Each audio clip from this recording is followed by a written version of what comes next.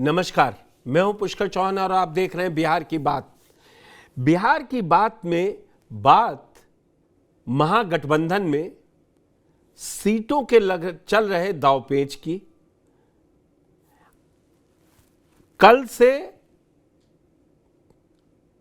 तेजस्वी यादव बिहार अधिकार यात्रा पर निकल चुके हैं और बड़े बड़े दावे कर रहे हैं। कांग्रेस के साथ सीट शेयरिंग पर कोई बात फाइनल नहीं हुई है और निकल गए। कहा जा रहा है इससे पहले 7 से 9 राउंड के बीच में बातचीत हो चुकी है। प्रभारी कांग्रेस के श्री कृष्णा अल्लावरू हमारे बैठक कार्यक्रम में आए थे और उन्होंने कहा था कि सब अच्छा होगा और सही समय पे हो जाएगा।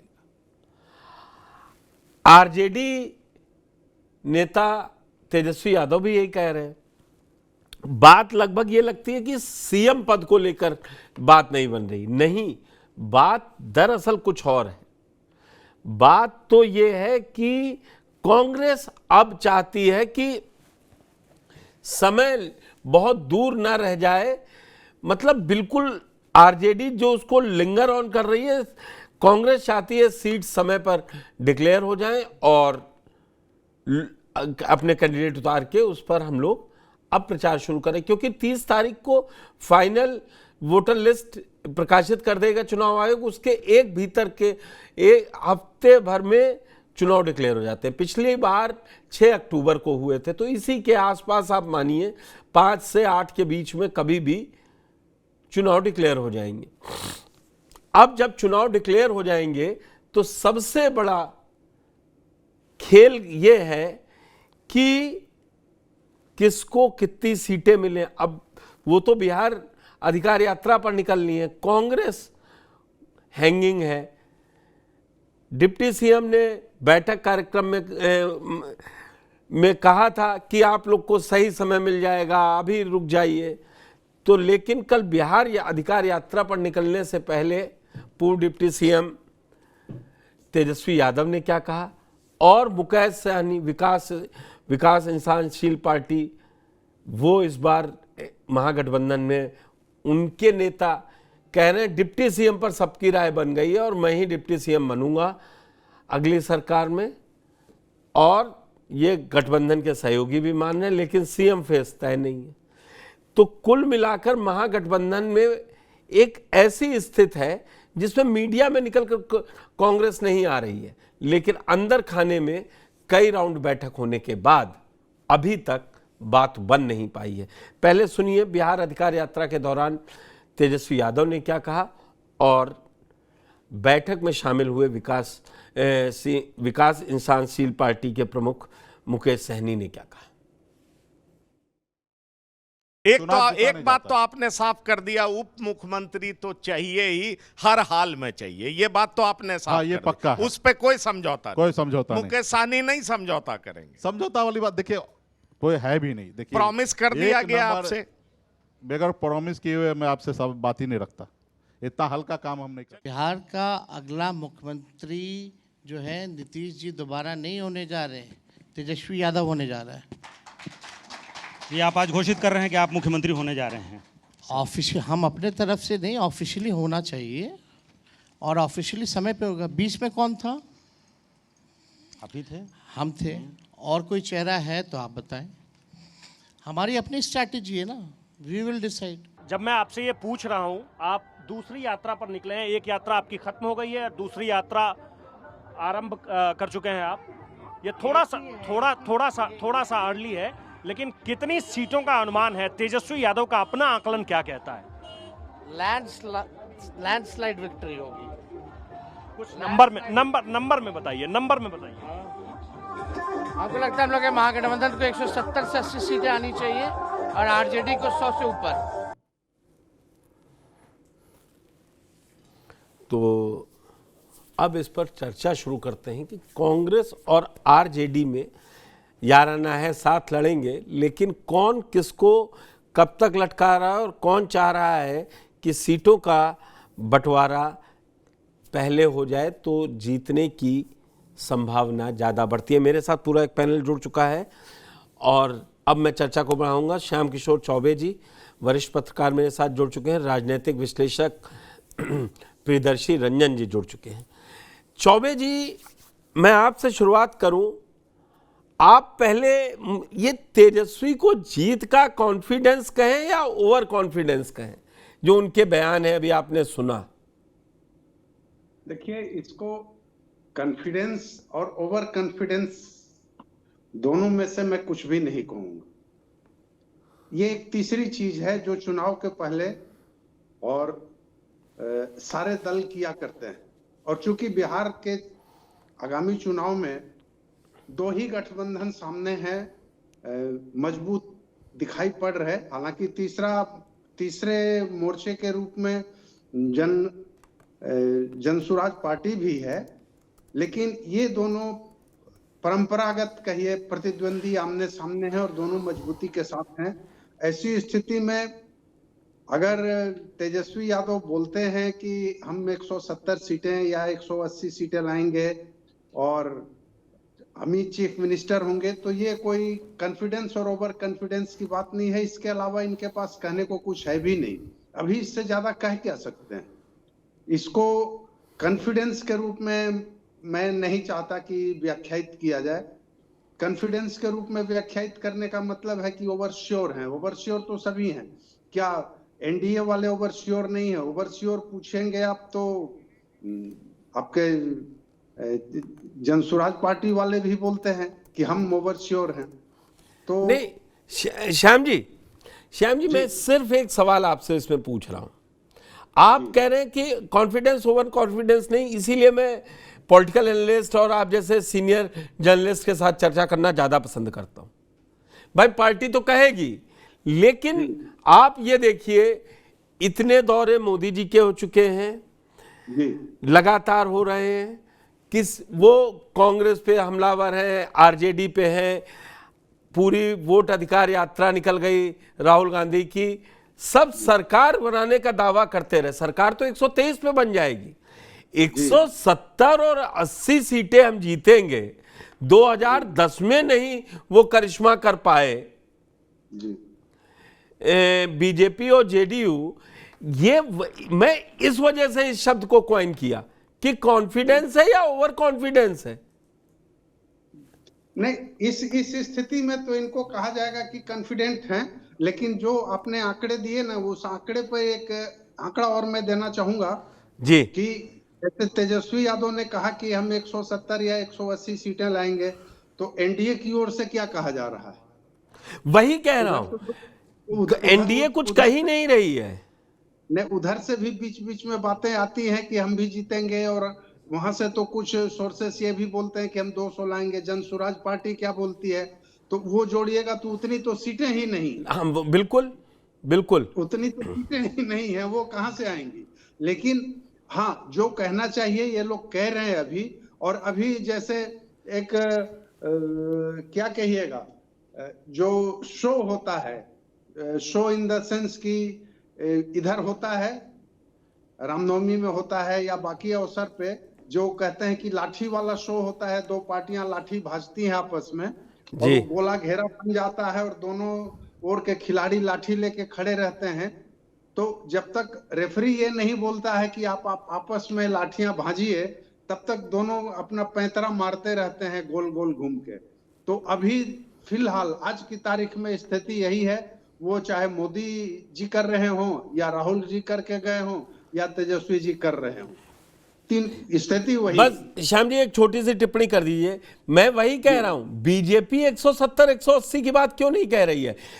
बस मेरा सवाल यही था। यहीं से आप देखिएगा, बीजेपी 170-80 नहीं, वो 200 तक की बातें करेगी। आने दीजिए टाइम, बस आ रहा है, बस आने दीजिए टाइम। प्रियदर्शी जी, मैं यही सवाल कि भाई जो लगातार सत्ता में है, जेडीयू कह रही है हम सरकार बनाएंगे, बीजेपी कह रही है हाँ सरकार बनाएंगे, नीतीश जी के नेतृत्व में चुनाव होगा। आज बहस ये नहीं है कि सीएम फेस कौन होगा कौन नहीं होगा, ये मतलब कोई तो समीकरण उनको जमीन पे लग रहे होंगे। ठीक है, वो मैं श्याम जी की उस बात से बिल्कुल सहमत हूं। अब बोलने को बचा भी क्या है, ना तो चुनाव की डेट डिक्लेयर हो रही है, ना सहयोगियों से बातचीत में सीटें फाइनल हो रही, तो यही बताओ माहौल बनेगा। ये सिर्फ माहौल बनाने के लिए आया है? और उसमें ये क्या पीछे छिप जा रहा है जो कांग्रेस से इनकी बातचीत नहीं बन पा रही है?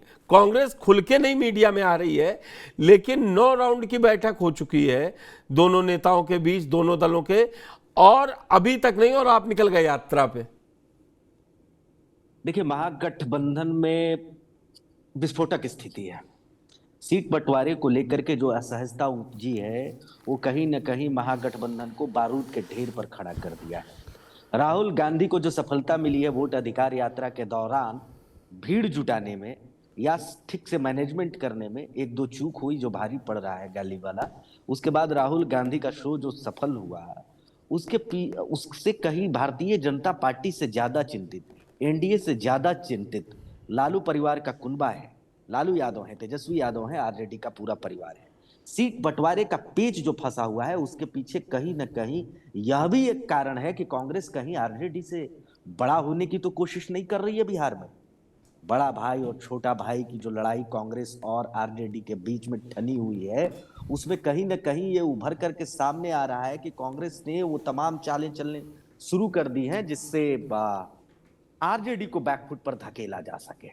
और अगर आरजेडी मान गई इस बार कांग्रेस की मनचाही सीटों को देने के लिए, उनके कांग्रेस की मनमर्जियों को मानने के लिए, तो यकीन मानिए ये वो दौर शुरू होगा जिस दौर में कांग्रेस बड़ा भाई की भूमिका महागठबंधन के भीतर निभाएगी।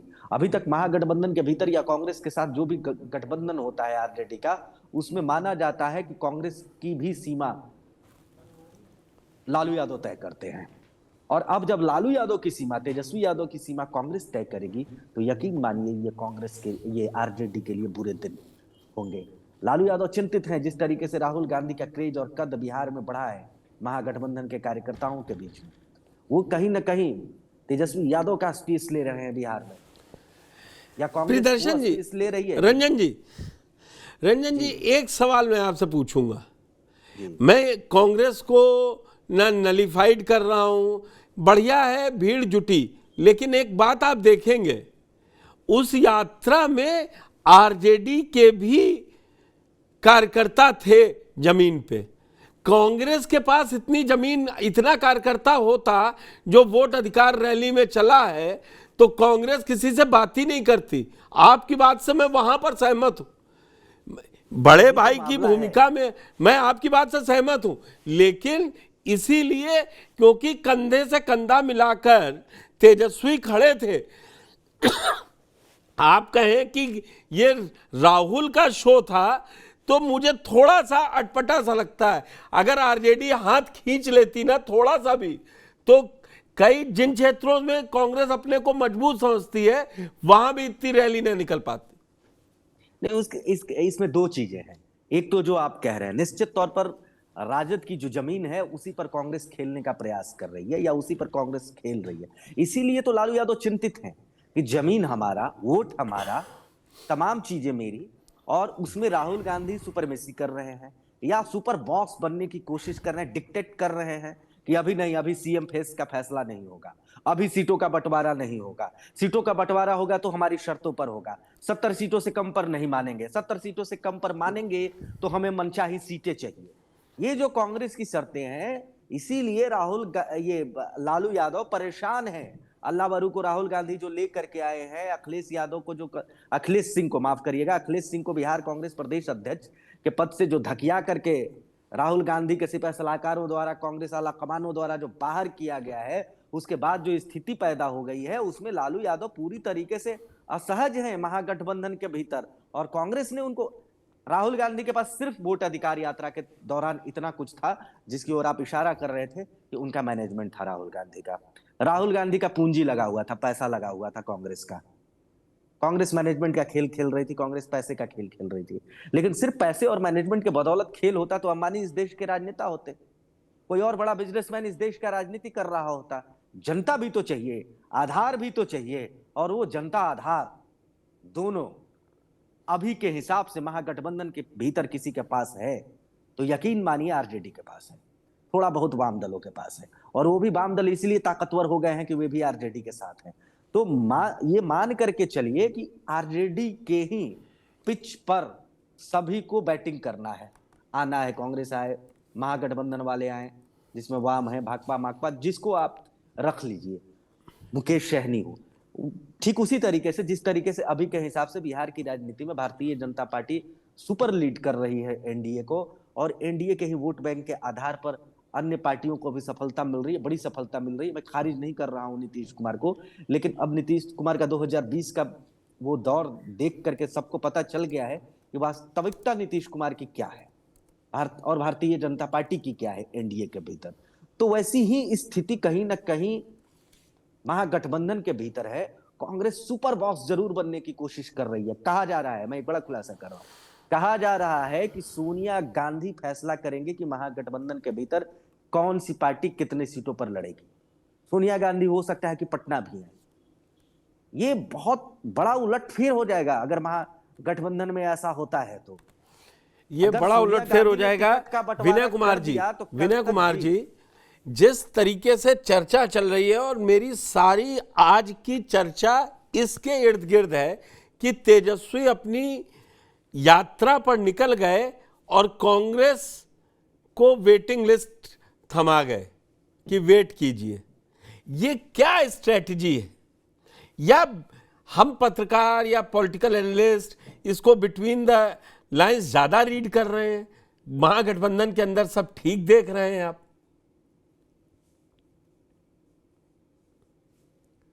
अनम्यूट कीजिए अपने को, अनम्यूट कर लीजिए। देखिए, हर पार्टी अपना जनाधार मजबूत करना चाहती है और इसमें कोई किंतु परंतु होना भी नहीं चाहिए। हर पार्टी चाहती है हम ज्यादा से ज्यादा सीटों पर चुनाव लड़ें, और चुनाव में अब अगले महीने चुनाव की घोषणा हो जाएगी संभवतः 1-2 अक्टूबर को, और उसके बाद चुनाव होना है बिहार में, निर्धारित है। कोई ये मध्यावधि चुनाव नहीं है कि आकस्मिक चुनाव हो गया है, सब कुछ तय है। 5 साल के बाद जो चुनाव की प्रक्रिया उसके तहत ये चुनाव हो रहा है। तो मुझे लगता है कि आरजेडी भी अपनी ताकत दिखाना चाहती है। गठबंधन में निश्चित रूप से जब गठबंधन की राजनीति होती है तो हर दल ज्यादा से ज्यादा सीट चाहती है। हर पार्टी की इच्छा होती है हम ज्यादा से ज्यादा सीटों पर लड़े, क्योंकि कार्यकर्ताओं का दबाव रहता है। हर क्षेत्र में उसके हर पार्टी के कार्यकर्ता होते हैं जो सालों साल मेहनत करते हैं, जो पार्टी की रीढ़ होते हैं। वो चाहते हैं कि हमको उसका पारिश्रमिक मिले, क्योंकि अल्टीमेट हर कार्यकर्ता की इच्छा होती है कि हम चुनाव लड़ें, हम अपने पार्टी को बुलंदी पर ले जाए, हमारा नेता मुख्यमंत्री बने। ये हर दल की चाहत होती है, हर दल के नेताओं की चाहत होती है। तो मुझे लगता है कि तेजस्वी यादव भी अपनी ताकत का एहसास कराने के लिए, अपने समर्थकों को गोलबंद करने के लिए, और खास करके उन इलाकों में जा रहे हैं जहां राहुल गांधी नहीं गए थे। तो इन इलाकों में भी गोलबंदी हो, क्योंकि राहुल गांधी एक सर्टेन क्षेत्र में गए थे बिहार की। तो बिहार में 243 सीटें हैं, तो हर सीट कवर हो। महागठबंधन के नेता सक्रियता दिखा रहे हैं, तो मुझे नहीं लगता कि कोई बहुत नई बात है। नीतीश कुमार भी सक्रियता दिखा रहे हैं। अगर आप देखिएगा तो हर जगह नीतीश कुमार जा रहे हैं, उनका भी कार्यक्रम हो रहा है, ठीक है, प्रधानमंत्री के साथ हो रहा है। फिर जनता के लिए वो नई नई घोषणाएं रोज कर रहे हैं, लोक लुभावना घोषणा कर रहे हैं। कभी जिसकी आलोचना नीतीश कुमार करते थे उन चीजों का समर्थन कर रहे हैं। बिजली माफी का वो बड़ी आलोचना करते थे कि मुफ्त में कुछ नहीं दिया जाएगा, अभी तो मुफ्त में देने की एक परिपाटी शुरू हो गई है बिहार में।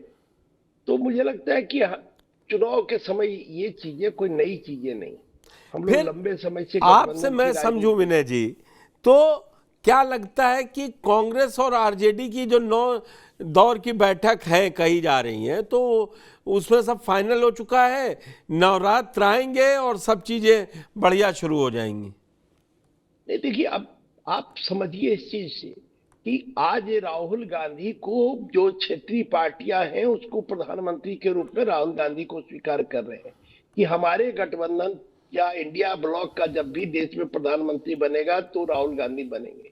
ये क्षेत्रीय पार्टियां आज कह रही हैं, लेकिन लालू नीति इसके बावजूद भी राहुल गांधी को ये कहना अभी नहीं पड़ रहा है कि हम तेजस्वी को ही नेता मान रहे हैं, मुख्यमंत्री मान रहे हैं, और इसके बावजूद तेजस्वी यादव उनको प्रधानमंत्री मान रहे हैं। कि मेरे महागठबंधन का अगर सरकार केंद्र में कभी बनती है या भविष्य में जब बनेगी तो ये राहुल गांधी प्रधानमंत्री बनेंगे।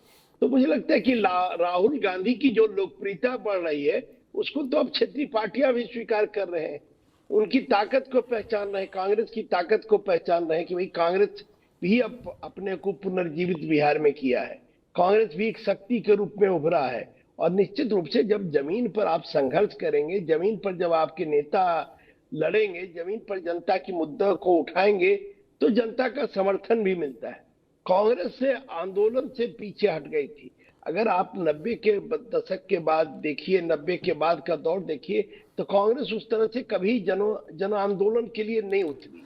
इसके नेता तो बहुत ही ठीक है, मैं चौबे जी, विनय जी आपकी बात में समझ गया। चौबे जी, तो क्या कांग्रेस के लिए ये वो चुनाव है जिस दौर से विनय जी ने जहां पर बात छोड़ी है कि अब पिछलग्गू का टैग हट जाएगा? नहीं, ऐसा नहीं है। देखिए, जो स्टेट्स हैं जैसे बिहार है, जैसे झारखंड है, इन राज्यों में कांग्रेस आखिर उछल लेगी, उछाल मारेगी, अपने वोटों में उछाल मरवाएगी, आगे बढ़ेगी तो किस हद तक आगे बढ़ेगी ये सोचना होगा, कितना ज्यादा जाएगी। जैसे कि पिछली बार 70 सीटें कांग्रेस को मिली थी, मान लिया कि इस बार भी 70 मिलता ही है गठबंधन में, मान लिया, हालांकि उतना मिलने की इस बार नहीं चौबे जी, वो 70 वो दे दी गई जो न 2015 में, न 10 में जीते, न 15 में जीते, न 20 में जीते, कहा ये ले जाइए। अरे नहीं, जब सहयोगी को साथ लाया जाता है ना तो कुछ अपनी मजबूती दी जाती है। जी नहीं, वो वही बात मैं कह रहा हूं कि मान लीजिए इनको अगर 70 सीटें मिलती हैं, मनचाही 70 सीटें मिल जाएं, मान लीजिए कि मनचाही 70 सीटें मिल जाएं, जो कि नजर आता नहीं है कि ऐसा होने जा रहा है। इस बार जो उम्मीद है उसमें चूंकि गठबंधन पार्टनर्स बढ़े हैं तो सीटों की संख्या कम होगी। किस हद तक कम होगी? जो अंदाज लगाया जा रहा है कि 45-50 सीटें कांग्रेस के हिस्से में आएंगी, और मान लीजिए कि वो उनकी मनचाही सीटें हों, मान लीजिए वो सारी सीटें जीत जाते हैं, तो भी क्या ये बड़े भाई की भूमिका में तो आएंगे नहीं। झारखंड में वही हाल था। तो यहाँ पे ये बड़े भाई की भूमिका में नहीं आएंगे। हाँ, ये कहिए कि एक इनको सांस मिल जाएगी, अभी तक तो इनकी सांस अटकी हुई थी। जो भी सीटें मिली तो 16, 17, 20 सीटें निकाल के क्या था, कुछ नहीं था, मतलब क्या कहिए कि चटनी के बराबर भी नहीं सीटें ला रहे थे। तो अगर कुछ सम्मानजनक सीटें लाते हैं तो ये सांस लेने लायक हो जाएंगे। बाद में आगे भविष्य में, और हमको लगता है बहुत बाद, कम से कम 5 साल बाद ही ये कुछ सोच सकते हैं। अभी ये बड़े भाई की भूमिका में, लीडिंग भूमिका में नहीं आ सकते हैं, किसी सूरत में नहीं आ सकते हैं। इतनी बात तो कांग्रेस वाले भी समझते होंगे, आरजेडी भी जान रही है, और बाकी दल भी जान रहे हैं। ठीक वही स्थिति आप देखिए ना। यहाँ मैं दूसरी बात कहना चाहता हूँ एक और, कि देखिए एनडीए, वहीं उसके पैरेलल एनडीए को देखिए, बीजेपी वहां पे बड़े भाई की भूमिका में है, ज्यादा सीटें हैं, और तीसरे नंबर की पार्टी को चीफ मिनिस्टर पर ताज पहनाया हुआ था बीजेपी ने। लेकिन इस बार क्या होगा, असमंजस की स्थिति है। उधर भी गठबंधन की सीटें, उधर गांठें वहां भी अभी नहीं खुली हैं। लेकिन चूंकि इधर ज्यादा तेजी दिखा रहे हैं, और कांग्रेस, आप ये मानिए, आप देखिए कांग्रेस का इतिहास चुनाव के टाइम में, एन चुनाव के टाइम में कांग्रेस जगती रही थी। लेकिन इधर हाल के वर्षों में मैं मानूंगा कि जो नरेंद्र मोदी ने शुरू में कहा कि हम हर दिन चुनाव लड़ते हैं और एक चुनाव जीतने खत्म होने के बाद दूसरे चुनाव की तैयारी में लग जाते हैं, शायद उससे सीख लेकर कांग्रेस इस बार थोड़ा पहले जगी है।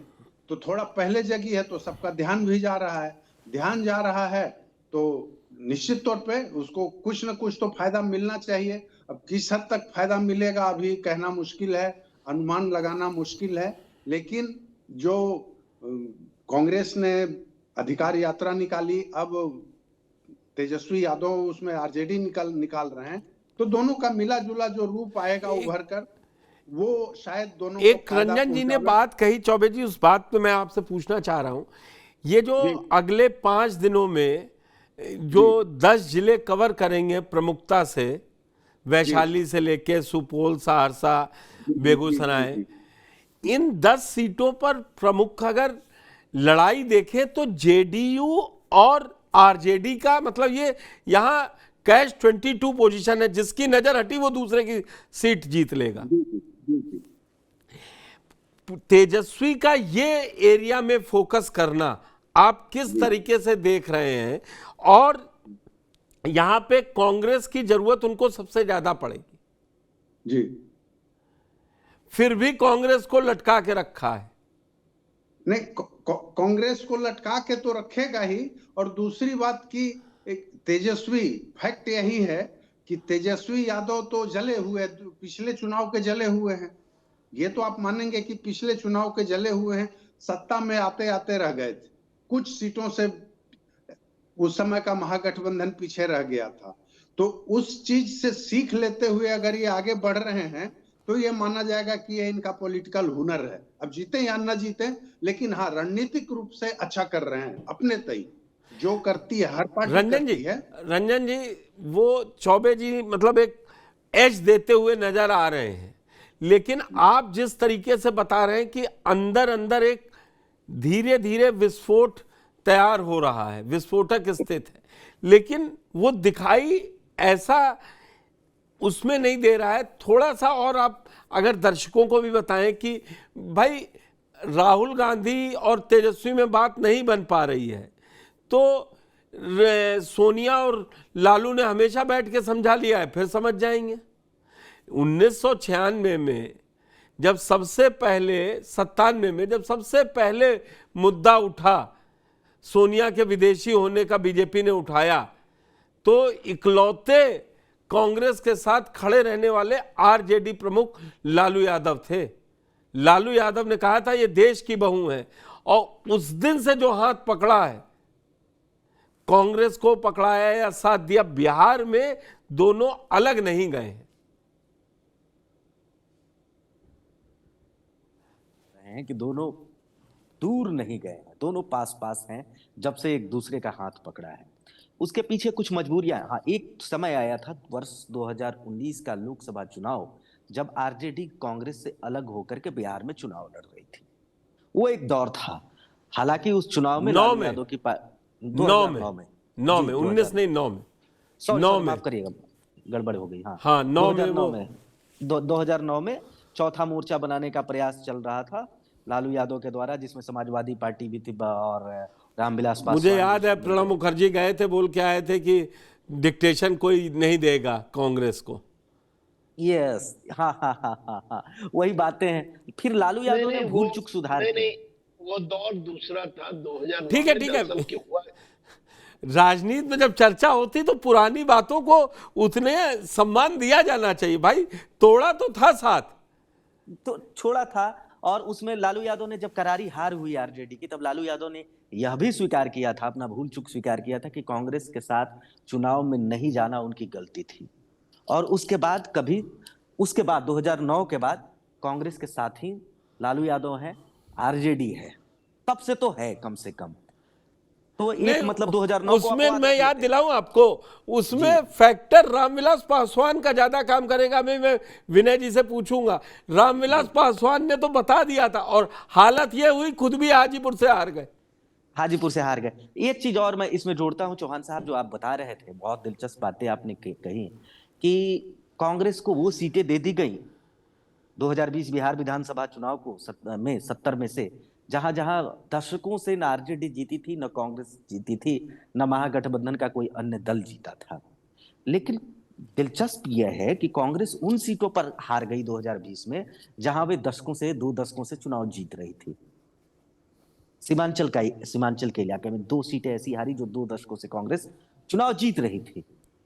और सबसे बड़ी जो कांग्रेस के लिए जो नकारात्मक गया था, हालांकि लोकसभा चुनाव के दौरान कांग्रेस ने उसको सुधार कर लिया है, लेकिन विधानसभा चुनाव के दौरान जो सबसे नकारात्मक कांग्रेस की ओर से मामला था, वो ये था कि सीमांचल के इलाके में कांग्रेस पूरी तरीके से कमजोर साबित हो रही थी।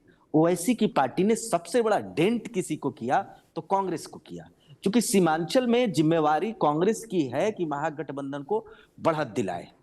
सीमांचल मतलब वो इलाका जिसमें पूर्णिया, किशनगंज, कटिहार अररिया आता है, 24 विधानसभा की सीटें आती हैं। इन 24 विधानसभा की सीटों पर कांग्रेस की जिम्मेवारी बनती है, क्योंकि वहां सुपर पावर आरजेडी नहीं है। तस्लीमुद्दीन जब होते थे तब कभी आरजेडी का था, लेकिन तस्लीमुद्दीन के जाने के बाद, पप्पू यादव के किनारे होने के बाद, उसमें बड़े भाई की भूमिका, इन 4 जिलों में बड़े भाई की भूमिका कहीं ना कहीं कांग्रेस के पास है। और कांग्रेस की ये जिम्मेवारी बनती है कि इन 4 जिलों में महागठबंधन को लीड दिलाए। ओवैसी से पिट गए थे, तो इस लिहाज से आप यह नहीं कह सकते हैं, मैं यह नहीं कह सकता हूं, ये कांग्रेस द्वारा परसेप्शन बनाने की कोशिश हो रही है कि हमें 70 सीटें वो दे दी गई जहां हम कभी चुनाव नहीं जीत रहे थे। अरे 45 सीटें दी गई थी, 45। हाँ, 45 उन्होंने सीटें। मतलब अपनी जो इंटरनल रिपोर्ट है उसमें रखी ये बात कि जहां आरजेडी खुद नहीं जीत पाई, हम तो नहीं जीते, वहां हमको दे दी थी। विनय जी, फिर ये सीटों का बंटवारा होगा किस आधार पे? सब अपनी मजबूत चाहेंगे तो फिर ये मुकेश सहनी और कांग्रेस ज्यादा लड़ते हुए नजर आएंगे। नहीं, देखिए सबसे बड़ी बात यह है, जो आप 2009 की चर्चा कर रहे थे, वो उस समय मामला ये था कि रामविलास पासवान 2005 के विधानसभा चुनाव में अलग लड़े थे जी, लालू यादव के खिलाफ लड़े थे, केंद्रीय मंत्रिमंडल में रहने के बावजूद। जी, फरवरी का भी चुनाव और नवंबर का चुनाव, 2 बार 2005 में विधानसभा का चुनाव हुआ। लेकिन 2009 के चुनाव में फिर दोनों में दोस्ती हो गई, तो लालू प्रसाद यादव को लगा कि अब कांग्रेस की बहुत जरूरत नहीं। और कांग्रेस के उस समय के जो नेता थे, अनिल शर्मा उस समय प्रदेश अध्यक्ष थे, अब तो आधे प्रदेश अशोक चौधरी जैसे सब यहाँ आ गए हैं। नहीं, अशोक चौधरी तो बाद में बने, अनिल शर्मा के शिष्य रहे हैं अशोक चौधरी। जी जी, हम 2009 की चर्चा आपसे कर रहे हैं। तो अनिल शर्मा उस समय प्रदेश अध्यक्ष थे, और उन्होंने एक लाइन लिया था कि भाई अगर कांग्रेस बहुत कम, लालू प्रसाद यादव, चूंकि रामविलास पासवान जब साथ आ गए थे तो लालू प्रसाद यादव को लगा कि अब हम तो बिहार में इसी गठबंधन में सफलता पा लेंगे, कांग्रेस की कोई आवश्यकता नहीं है। और कांग्रेस को 2-3 सीट देना चाहते थे, और गठबंधन टूट गई उस समय। और इवन कांग्रेस छपरा में भी लालू जी के खिलाफ उम्मीदवार खड़ा करना चाह रही थी, लेकिन ऐन वक्त पर चूंकि नॉमिनेशन का समय बीत गया, तब कांग्रेस के उम्मीदवार नॉमिनेशन करने पहुंचे और फिर लालू प्रसाद यादव की जीत हुई थी। अगर कांग्रेस का उम्मीदवार उस समय पहुंच गया रहता छपरा में और नामांकन होता, तो कांग्रेस से लालू जी को भी छपरा में मुश्किल कर देती 2009 में। उस चुनाव में आरजेडी को केवल 4 सीटें मिली थी, और लोक जनशक्ति पार्टी के रामविलास पासवान खुद हार गए, उनके पार्टी के और उम्मीदवार हार गए। तब फिर कांग्रेस की तरफ लालू प्रसाद यादव बुखाती हुई थी, और कांग्रेस पार्टी धीरे धीरे अपने को मजबूत कर रही है। आज आप देखिए, कोई कांग्रेस मुक्त भारत की बात या कांग्रेस मुक्त बिहार की बात कर रहा है क्या? एक समय था जब कहा जाता था कांग्रेस मुक्त देश बनाया जाएगा, कांग्रेस मुक्त बिहार बनाया जाएगा। आज तो अब ये बात नहीं हो रही। इसका मतलब है कि कांग्रेस भी अपने को पुनर्जीवित कर रही है। कांग्रेस भी अब मुद्दों को, जनता के मुद्दों को लेकर जनता के बीच जा रही है। राहुल गांधी की सबसे बड़ी सफलता ये है कि इतने चुनावों में हारने के बावजूद भी वो एक विपक्षी नेता की भूमिका में हैं, और उस भूमिका का निर्वाह कर रहे हैं, जनता के मुद्दों को उछाल रहे हैं। तो कांग्रेस से की ताकत धीरे धीरे, मेरे जैसे लोगों को लगता है कि कांग्रेस की ताकत लौट रही। झारखंड के भी चुनाव में तमाम लोग जब कह रहे थे कि कांग्रेस समाप्त हो जाएगी, 7-8 सीट से ज्यादा नहीं जीत पाएगी, 16 सीट जीतने में झारखंड विधानसभा के चुनाव में कांग्रेस सफल रही।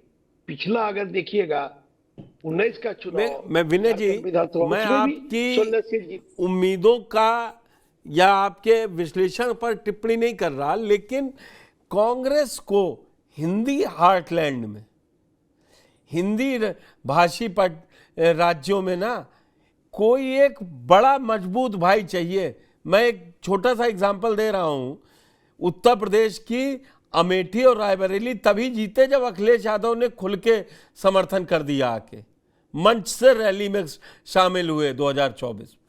आप, ये ठीक बात है, ये एक नया विश्लेषण चल रहा है आजकल राहुल गांधी की सफलता का, कि आप उसको चुनावी हार जीत से मत देखिए, वो अभी तक डटे हैं। और ये लाइन पीके ने ली, ये लाइन पीके ने ली कि मैं राहुल को नेता इसलिए मानता हूं बड़ा क्योंकि वो 50 और 51 चुनाव हारने के बाद भी आज भी कांग्रेस उन्हीं के पीछे खड़ी है कि मोदी या कोई नाम ले।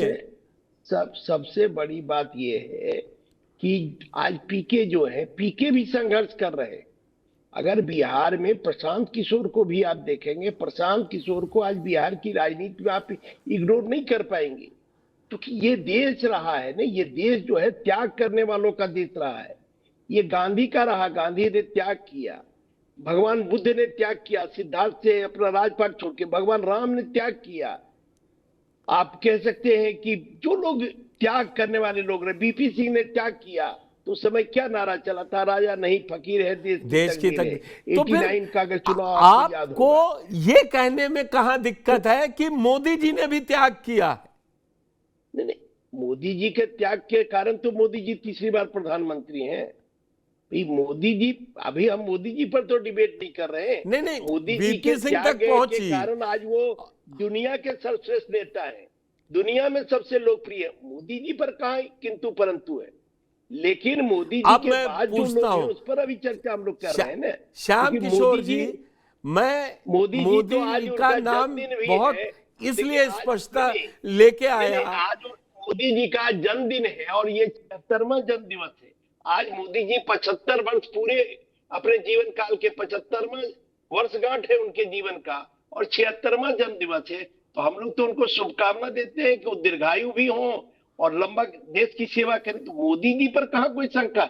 लेकिन जब आप पार्लियामेंट्री डेमोक्रेसी की चर्चा करेंगे, लोकतंत्र की चर्चा करेंगे, तो विपक्ष की चर्चा के बिना लोकतंत्र की चर्चा नहीं हो सकती है। और लोकतंत्र, अगर बिहार विधानसभा कभी आप जाएंगे अंदर में, तो लिखा हुआ है कि बिहार विधानसभा के दीवार पर लिखा हुआ है कि विपक्ष भी सरकार का अंग होता है।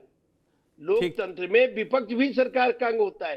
तो पार्लियामेंट्री डेमोक्रेसी में अगर विपक्ष भी सशक्त है, थोड़ा लाइटर नोट में कहूं, उसको थोड़ा लाइटर नोट में कहूं, इस लाइन को जितना चरितार्थ नीतीश कुमार जी ने किया वो किसी ने नहीं किया। इसीलिए 20 साल में 9 बार शपथ ले ली, इधर से भी उधर से भी। नहीं, नीतीश जी का देखिए, नीतीश जी का अगर लाइटर मूड में, हम तो बार बार कहते हैं नीतीश जी के लिए, भाई नीतीश जी कभी दल नहीं बदले, उस कुर्सी पर बैठे, जिनको आके बगल में बैठना है और जिसकी इच्छा होती है नीतीश जी को बगल में उप मुख्यमंत्री बना देते हैं, कभी इसको और कभी उसको। और सबसे बड़ी बात है, ये 243 का विधानसभा है अभी वर्तमान विधानसभा, 243 के 243 सदस्यों ने कभी न कभी नीतीश कुमार को इस विधानसभा के कार्यकाल में, इस 5 साल के कार्यकाल में उनको समर्थन किया है। ये नीतीश कुमार की ताकत और खासियत है। बस चौबे जी, अगर माने तो क्या अब की भी ये बना रहेगा नीतीश कुमार का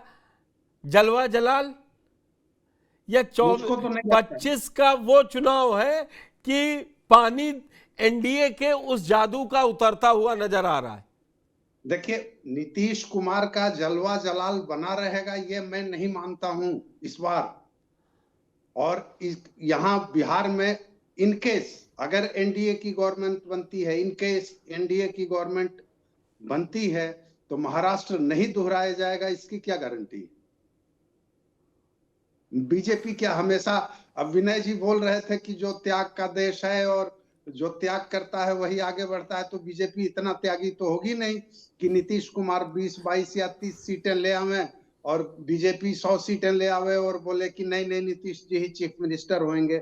और वो नीतीश जी जो फैक्ट है इसको मगर 24 की मगर देखिए, नीतीश कुमार को कितना भी आप लोग कमजोर बताइए, 24 में सत्ता में बैठे हैं तीसरी बार, तो बिहार और नीतीश कुमार ही है वजह। नहीं, चौबे जी को स्मरण करा दे, बीजेपी, चौबे जी महाराष्ट्र में भी चुनाव स्मरण करा दे कि जब बिहार में भारतीय जनता पार्टी, एक मिनट जरा सा चौबे जी को स्मरण करा देते हैं। चौबे जी वरिष्ठ साथी हम लोग के मित्र हैं, कि जब बिहार में बीजेपी बड़ी पार्टी होती थी, ज्यादा विधायक होते थे, तब भी नीतीश कुमार को नेता मान के मुख्यमंत्री बनाने का काम किया।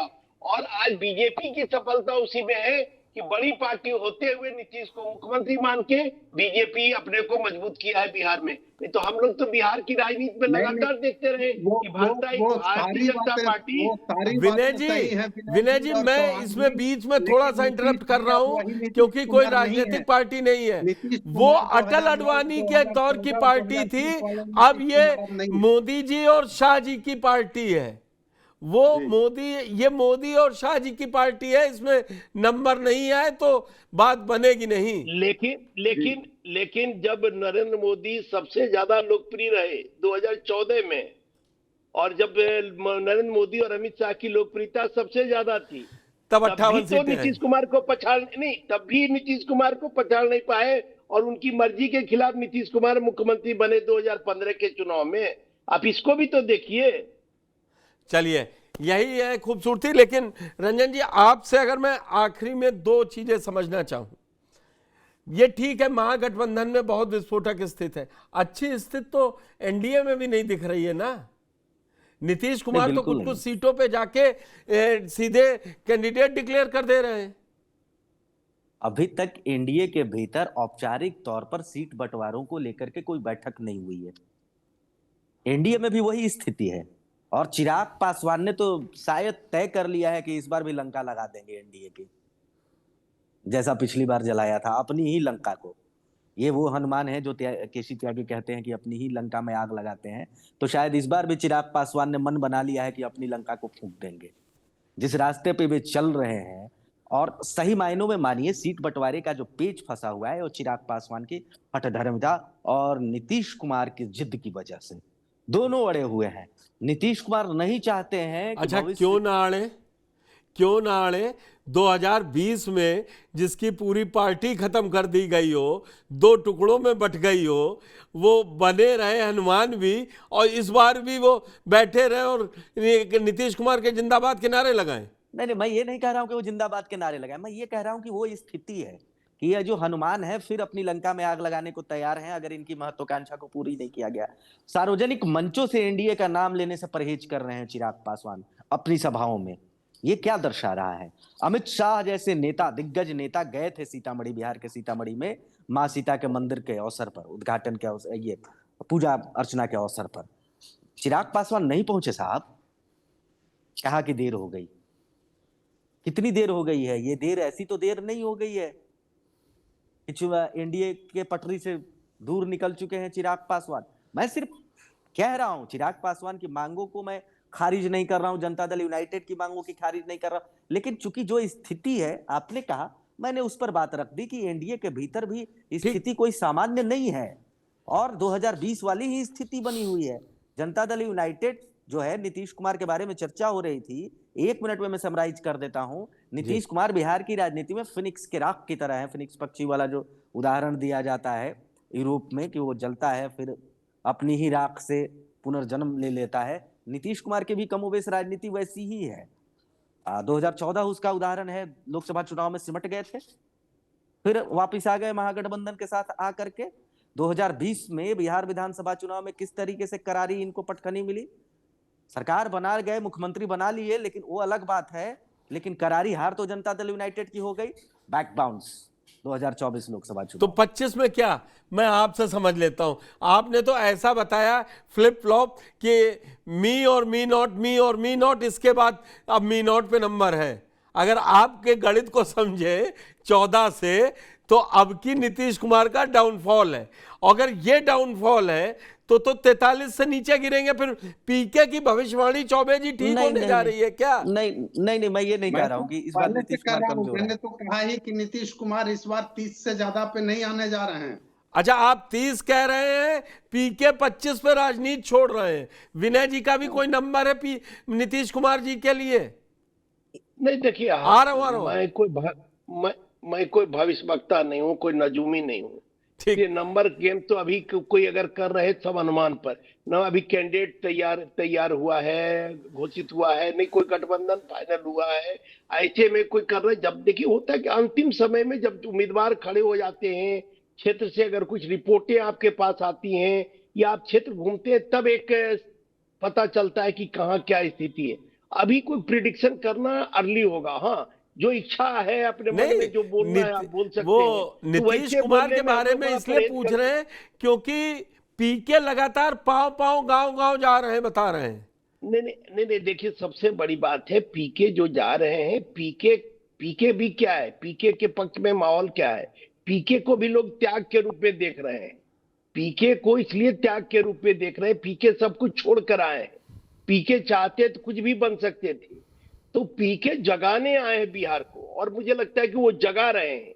अब कितना वोट कन्वर्ट होगा ये अभी नहीं कर सकते, क्योंकि जब चुनाव और नजदीक आएगा तब कुछ रंजन पता जी, क्या चलेगा स्थिति। पीके लेकिन मुझे अरविंद निश्चित रूप से केजरीवाल लगता हो है, जाएंगे बिहार के? नहीं, ये मेरा अपना चौहान साहब, जो गट आप कह फीलिंग रहे है थे कि जी, पीके जरूर जगाने में सफल हुए लोगों को, और लोग अगर जगेंगे नहीं तो मुझे लगता है कि बहुत बिहार का जो भविष्य है आगे आने वाला, तो फिर चिंताजनक होगा। क्योंकि देखिए है क्या कि नीतीश कुमार तो एक इंजीनियर रहे, और इंजीनियर होने के कारण वो विकास के प्रति सजग रहे। और बिहार, आज बिहार में अगर आप घूमिएगा तो बिहार बदला हुआ बिहार मिलेगा। चाहे वो राजगीर चले जाइए, चाहे वो पटना चले जाइए, चाहे वो पूर्णिया चले, जहां भी आप जाइएगा तो बदला हुआ बिहार मिलेगा। अब इस बदलाव को आगे ले जाने की भी जरूरत है। एक तो बात ऐसे में मुझे विनय लगता है जी, कि इस पे एक छोटी सी टिप्पणी है, मैं किसी को ये नहीं कह रहा हूं वो खराब। आप 20 साल में कोई स्टेट उठा लीजिए पिछले, ये जब से ग्लोबलाइजेशन के दौर में 2000 में एंटर किया ना भारत, उसके बाद से सब जगह चीजें चेंज हुई हैं। ऐसा नहीं है कि बिहार में ही सड़कें बन गई, उत्तर प्रदेश में भी बनी, तो कर्नाटक में भी बनी, और मध्य प्रदेश में भी सड़कों का जाल बिछ गया। ये कहना कि सब बदल गया, 20 साल में बदला है, क्योंकि वो समय की मांग है। आधी अखबार में खबर है कि बेंगलोर में एक बड़ी कंपनी वापस जाना चाह रही छोड़कर। आधी के अखबार में ये खबर है, इसलिए कि जो रोड में, वो आउटर रिंग रोड में गड्ढा है और उनको, उनके कर्मचारियों को जाने में 1.5 घंटे का समय लगता है। ऐसी बात नहीं कि सब जगह बदल गया, बदलाव हुआ है, लेकिन बिहार में ज्यादा बदलाव दिखाई पड़ता है। ये निश्चित रूप से जो लोग भी आते हैं, अभी जैसे एशियाई कप हॉकी हुआ बिहार में, राजगीर में, जितने बाहर के पत्रकार आए उन्होंने मुक्त कंठ से बिहार की प्रशंसा की। जो स्टेडियम का निर्माण हो रहा है, जो इंफ्रास्ट्रक्चर खेल के क्षेत्र में बढ़ रहा है, हम लोग सदियों से एक मोइनुल हक स्टेडियम पटना में हुआ करता था, जीर्ण स्थिति में उसको फिर से पुनर्जीवित किया जा रहा है, उसको सुदृढ़ किया जा रहा है। अब आप देखिए ना कितना अच्छा, बदलाव। 20 साल में लालू यादव के ऊपर जाए जितने बड़े आरोप लगे, सामाजिक उत्थान भी उन्हीं ने किया ना, मतलब अपने दौर में जो सोशल इंजीनियरिंग चर्निंग हुई। लालू जी की इसमें कहां कोई किंतु परंतु है कि गरीबों को आवाज देने का उन्होंने काम किया, लेकिन गरीबों को आवाज देने के बदले तो उनको, अंतिम बात जान लीजिए, बिहार के इतिहास में 1995 में किसी एक पार्टी को पूर्ण बहुमत मिला। 1995 के बाद किसी पार्टी को बिहार में पूर्ण बहुमत अब तक नहीं मिला है। ठीक बात और है। अगर कांग्रेस की बात करिएगा तो 1985 में अंतिम बार कांग्रेस पार्टी को अपने बदौलत पूर्ण बहुमत मिला था। उस समय चंद्रशेखर बाबू चीफ मिनिस्टर हुआ करते थे और बिंदेशी दुबे कांग्रेस के अध्यक्ष हुआ करते थे। चंद्रशेखर बाबू के नेतृत्व में कांग्रेस ने सफलता प्राप्त की, लेकिन राजीव गांधी ने चंद्रशेखर सिंह को हटा दिया और उसके बाद बिंदेशी दुबे को। उसी दिन से कांग्रेस का डाउनफॉल हुआ बिहार में। अगर बिहार की राजनीति को, अगर उस समय कांग्रेस की राजनीति को आप मूल्यांकन करिएगा, उस दौर में कांग्रेस पार्टी ने कई मुख्यमंत्रियों को बनाया।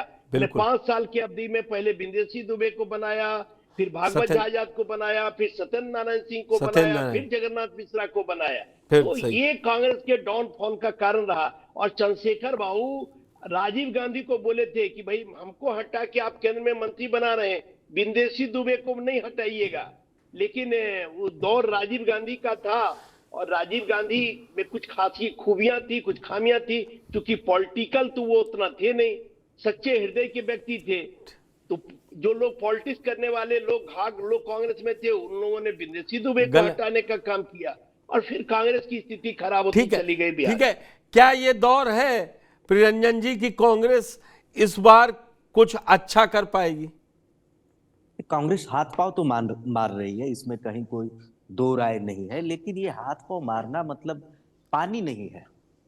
पानी में आप हाथ पे पैर मारेंगे तो तैर करके निकल सकते हैं, लेकिन हाथ पैर वहां कांग्रेस मार रही है जहां पानी ही नहीं। कांग्रेस का पानी बिहार में नहीं है। अगर ये उत्तर प्रदेश में आजमाइश करें, मध्य प्रदेश में आजमाइश करें, राजस्थान में आजमाइश करें इस तरीके का, तो समझ में आता है। बिहार में राजद का पानी है, राजद के भरोसे ही उनको रहना पड़ेगा। लेकिन जिस नाव पर ये सवार है उसी में कह रहे हैं कि छेद कर देंगे। एकदम हट है कि नहीं नहीं, इस नाव में तो हम छेद करके चौबे ही जी मानेंगे। लास्ट में क्या सही बात है कि अगर एक चीज मैं कहना चाहता हूँ, सिर्फ एक चीज जो बोलिए। आपने कही थी कि पीके ने नीतीश कुमार को सिर्फ 25 सीटें की घोषणा की है कि 25 सीट अगर नीतीश कुमार को आ जाएगी या 25 सीट से अधिक आ गई तो मैं राजनीति छोड़ दूंगा। तो मैं मानता हूं कि आप तय मान लीजिए कि प्रशांत किशोर राजनीति छोड़ने वाले हैं। अगर उस स्टैंड पर वो कायम रह गए तो नीतीश कुमार को 25 से ज्यादा सीटें आ रही हैं। कई राजनीतिक जुमला भी तो हो सकता है।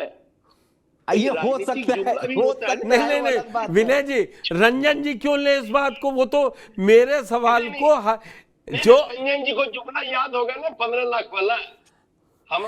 मगर मुझे इस पैनल से एक बात समझ में आई कि अगर वो इस पैनल को तेजस्वी सुन रहे होते तो जो मेरा हेडर है कि कॉन्फिडेंस या ओवर कॉन्फिडेंस, तो वो कहते हैं कॉन्फिडेंस है कि हम जीत लेंगे। नहीं, देखिए एक बात जान लीजिए, अगर कोई नेता कॉन्फिडेंस के साथ चुनाव में नहीं जाएगा तो पहले चुनाव हार जाएगा। इसलिए हर नेता को चुनाव में कॉन्फिडेंस के साथ जाना चाहिए।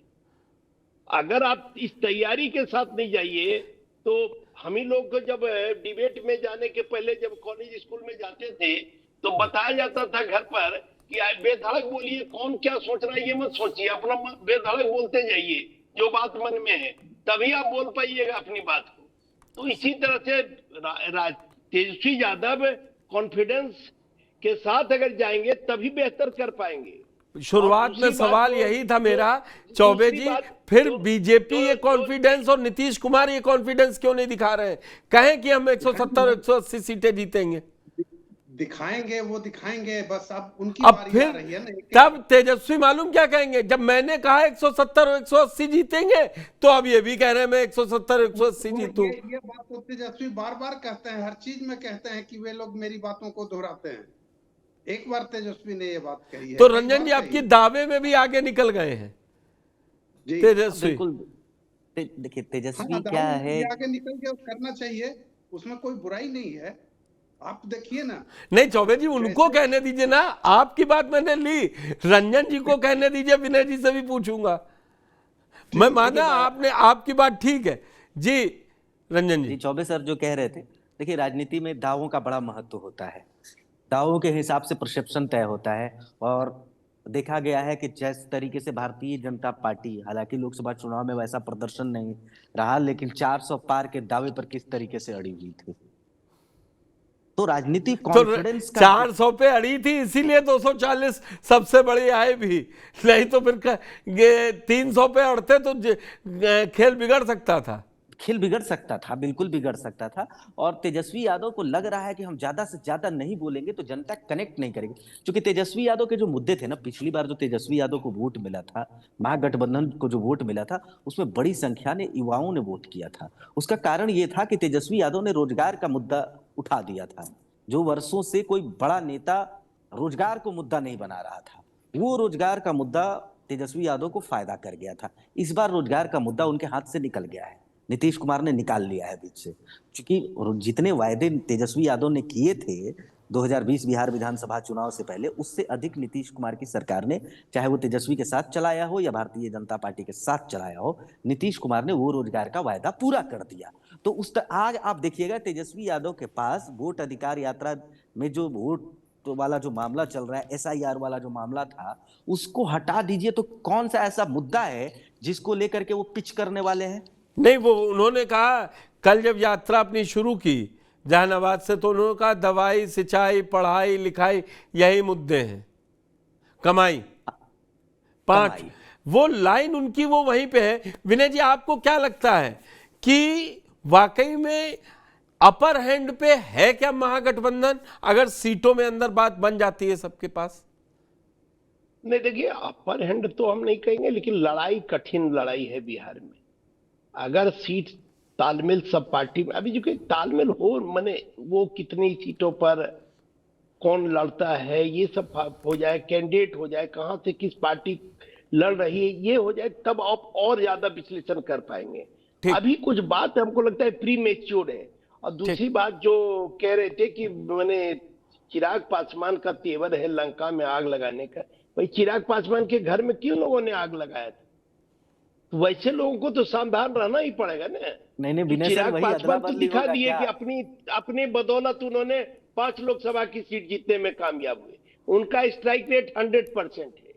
असेंबली चुनाव में झारखंड में उनका स्ट्राइक रेट 100% रहा। तो चिराग पासवान तो अपने को प्रूव कर दिए, जबकि उनके घर में उनकी लंका में आग लगाने वाले लोगों ने क्या क्या नहीं किया उनके साथ।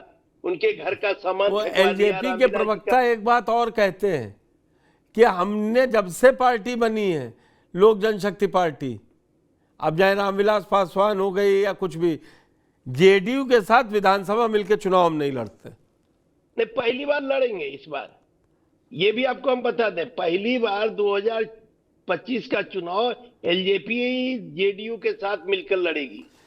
चलिए अब तक देखते तो हैं नहीं कि लड़ी। कौन सा गठबंधन आगे रहता है। विनय जी आपका, श्याम जी आपका और रंजन जी आपका हमारे साथ चर्चा में शामिल होने के लिए बहुत बहुत धन्यवाद। तो बिहार में सीटों के बंटवारे को लेकर दोनों गठबंधन फंसे हुए हैं, लेकिन उम्मीद की जा रही है जब अक्टूबर के पहले हफ्ते में चुनाव आयोग बिहार चुनाव की तारीखों का ऐलान करेगा, उस समय तक पिक्चर बहुत हद तक दोनों गठबंधनों की क्लियर हो चुकी। धन्यवाद।